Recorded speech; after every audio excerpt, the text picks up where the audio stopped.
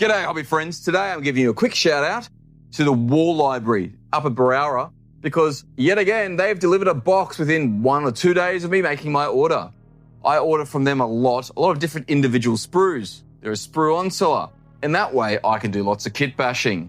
Let's have a look what I've got inside the box. Alrighty, let's have a look. Give myself a knife for some description.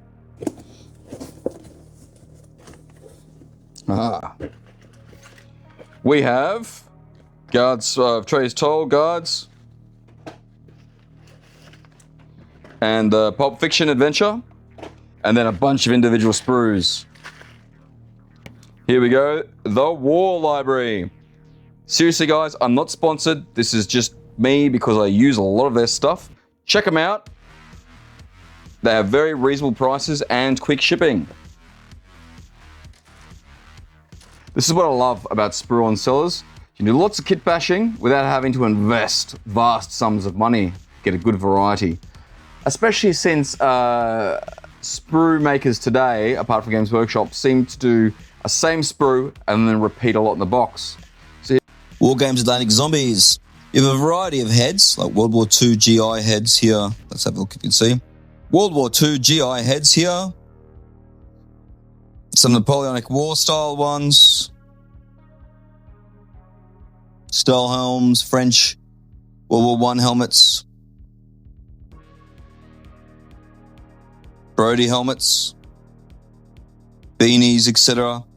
And then you also have some cowboys, some pirates, whatever, tricorn hats. You got everything. Norsemen. You could build all sorts of zombies with these. Cracking. Great, I just wanted to knock together a couple of zombies. That's all I need to do. It's good. Can combine that with my Stargrave and Frostgrave zombie heads. It's good. Here, I need some female bodies. And it's surprisingly hard to find good unclad female bodies if you don't want the typical Warhammer style ones. But here we go, War Games Atlantic again. Civilian survivors too. So just current day style clothing, some beanies, etc. Nice Uzi there. A little bit of modifications that make a really nice auto pistol for Necromunda, shotguns, etc. We have the Satyr brutes, which are like beastmen, but a bit bigger than your normal beastmen. They're like halfway between an Ogren size and a regular 28mm scale. A nice range of heads there. Like a horsey head, goatee head, horns, cowie style heads. Here, a couple of harvester bugs for Stargrave encounters, etc. 5 Parsecs From Home. They're pretty cool. Here we go, agents. There's some cool bodies. You got suits with body armor, some of them just suits, men and women. They're pretty cool. The hands are a touch small. They're not quite like up to the Games Workshop style, but I suppose if you're switching over, that's okay. They wouldn't look out of place putting some bigger hands and guns onto them because that's just that whole heroic style that Games Workshop is known for. Here we go. We have operators. Very similar to agents. I just wanted to get them because I got some cool body armor style bodies. For one guy in particular, I want a kitbash. It's going to work very well. Modern weapons, as it were. Like some M4 carbines, Minimi, Dragunov sniper rifle, AK-47s, L180s, etc. And I also got here some Iron Core Stormtroopers. Mainly because they got some funky chest, like torsos, and some funky helmets that I want to use. A few cool heads too. You use these, I think, either for Imperial Guard and or Star Wars kind of guys. There's some themes going on there. The weapons are very reminiscent of the original Stormtrooper style weapons, which there are a lot of old surplus World War II weapons, etc., that were like converted and made to look like sci-fi weapons for the original Star Wars movies. I don't know if you're aware of that. A little bit of trivia for you. Here we have also some halflings. These are the classic fantasy halflings. So I'm going to use one of these guys to make a cook for my Mordheim warband and maybe a few other random characters. I grabbed some of the Wargames Atlantic's Bulldogs. These are the redcoats in space, basically. Brody helmets, berets, caps, the whole lot. Safari helmets, whatever they call them. Some cool weapons too. I'm a fan. SMLE in space. That one there. Here's the Wargames Atlantic Pulp Adventure box. Let's see here. So in this box, you appear to get 3 of these weapon sprues, which I think are pretty cool. It's some shotguns, the cricket bats I'm quite a fan of. I love that cricket bat. For you Americans out there, if you've never swung a cricket bat, I can tell you it would be a much more fearsome weapon than a baseball bat. A bit ungainly, but there's a lot more wood to swing. Some cool weapons in there too.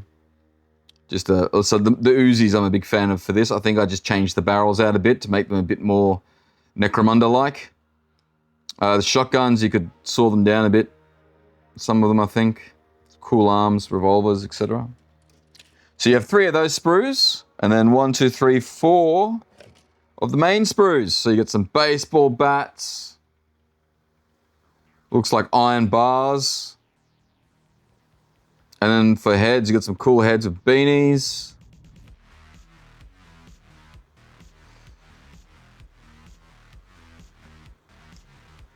Some bodies, some plain bodies with just jackets, etc. I am a fan. Heads are a touch small, I think. Oh, maybe not.